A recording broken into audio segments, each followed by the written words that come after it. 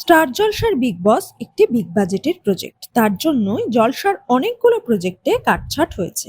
Slot হারাতে হয়েছে ঘূর্ণিকে। অনেকগুলো দিন কেটে গেলেও এখনো টিআরপি অধরা। প্রথম থেকে প্রাইম টাইমে অন্যান্য সিরিয়ালের তুলনায় পিছিয়ে ছিল ঘূর্ণি, তাই কোপ পড়লই।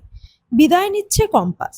বছর পেরোনোর আগেই ছুটির ঘন্টা বাজল, যার জেরে অসন্তোষ দানা বেঁধেছে কম্পাসের কলাকুশলী এবং নির্মাতাদের মধ্যেও। গল্পের নাকি এখনো অনেকটাই বাকি ছিল। তড়িঘড়ি জগা খিচুড়ি করে শেষ করে দেওয়া হলো। শেষ শুটিংও হয়ে গেছে।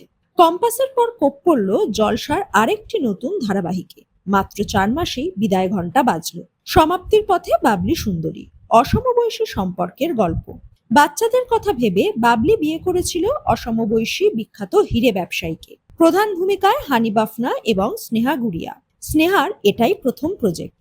দর্শকদের পছন্দের তালিকায় ছিল না বাবলি সুন্দরী। শুরুতেই সময় বদল হয়েছিল। প্রাইম স্লট ফাঁকা করতেই চ্যানেল কর্তৃপক্ষের এই সিদ্ধান্ত।